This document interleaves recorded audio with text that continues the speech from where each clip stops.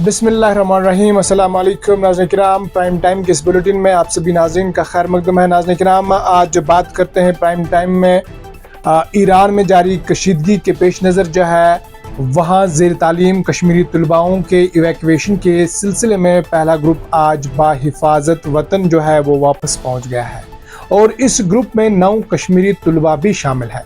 हुकाम के मुताबिक ये तलबा कई रोज़ से ईरान के मुख्तलिफ हिस्सों में फंसे हुए थे और भारत की वजारत खारजा की कोशिशों से इन्हें ईरान से निकाल कर दिल्ली की रास्ते कश्मीर मुंतकिल किया गया और वतन वापसी पर इन तलबाओं ने अपने तासुरात बयान करते हुए कहा कि हमने मुश्किल वक्त गुजारा है, लेकिन हमें यकीन था कि हुकूमत हमारी मदद करेगी और हम दिल से शुक्रगुजार हैं कि बिल आखिर हम अपने घरों को वापस आ सकें। तलबाओं का कहना है कि वो मोदी जी से खुश हैं, लेकिन जम्मू और कश्मीर के वज़ीर आला उमर अब्दुल्ला से नाराज़ हैं।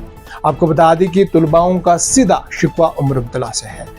ईरानी बहरान के दौरान जब सैकड़ों हिंदुस्तानी तलबा ईरान में फंसे हुए थे, तब हिंदुस्तानी हुकूमत ने फौरी एक्शन लिया और वज़ीर आज़म नरेंद्र मोदी ने खुसूसी तैयारा जो है वो भेजे है और इन नौजवानों को वतन जो है वो वापस लाया है और तलबाओं ने वापसी पर नरेंद्र मोदी का शुक्रिया अदा किया है। आपको बता दें कि तलबाओं का कहना है कि हम वाकई मोदी जी के शुक्रगुजार हैं।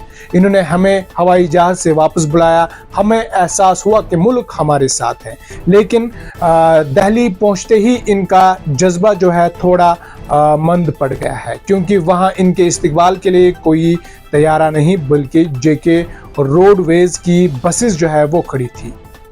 हम ईरान से जहाज में आए और कश्मीर के लिए हमें रोडवेज की बसेस दी गई। हम रोडवेज की बसेस में सफ़र नहीं करेंगे, ये इन तलबाओं का कहना था। और इसके बाद जो है अगरचे इन तलबाओं को ई बसेस भी दी गई, लेकिन तलबा जो है वो फिर भी नाराज़ जो है वो दिख गए हैं। क्या उमर अब्दुल्ला जो है वो तलबाओं की संजीदा अपील को समझने में नाकाम रहे हैं? आपको बता दें कि ईरान से वापसी एक सफ़र था, लेकिन कश्मीर तक पहुँचना एक और आजमाइश बन गया। तलबाओं की आवाज़ सुनिए, इनका पैगाम सुनिए और सोचिए क्या हम वाकई हर हिंदुस्तानी की वापसी को एक जैसा जो है वो महसूस करते हैं। ईरान से आए हैं, जो कि हमें इवैक्यूएट किया गया ईरान से। अभी हम 4 बजे लैंड हुए हैं यहाँ और हम बहुत थैंकफुल है गवर्नमेंट के, इंडियन एम्बेसी के, MEA की, सबका, जिन्होंने हमारी इस जर्नी को बहुत स्मूथ बनाया यहाँ तक। लेकिन जैसे ही हम इंडिया पहुँचे, दिल्ली एयरपोर्ट पहुँचे, उसके बाद हमें ये बसेस प्रोवाइड की गई है और बोल रहे हैं कश्मीर आप इसमें ट्रैवल करो, जो कि 20 घंटे का सफ़र है। इन बसेस में, जो कि खुद एक्सपायर हो गई है, इन बसेस में हमें बोल रहे हैं ट्रैवल करो। हम ये डिजर्व नहीं करते। हम ऑलरेडी 5 दिन से ट्रैवल कर रहे हैं और हम इतने एग्जॉस्टेड और टायर्ड हैं, हम इनमें सफर नहीं कर सकते हैं। ये तो खुद एक्सपायर हुई बसेस है, हम इनमें ट्रैवल कैसे कर सकते हैं? हम प्लीज रिक्वेस्ट कर रहे हैं, हमें हमारा कुछ सोचिए, हमें कुछ एकोमोडेट कीजिए या कुछ तो कीजिए जिससे हम सेफली अपने उमर अब्दुल्ला लगातार कह रहे थे कि हमें बार बार रीएश्योर किया गया था कि आपको सेफ्टी आपकी फर्स्ट प्रायोरिटी होगी, आपको सेफली घर पहुंचाया जाएगा, लेकिन ये हमारी सेफ्टी है। आप देखिए। One question for our CM, Umar Abdullah Sahab. If his own sons would have been in this condition, they would have been traveling continuously for 4 days. Would have done same? Would have he sent the same buses for them as well? Please answer this honestly. We want to know. We really want to know.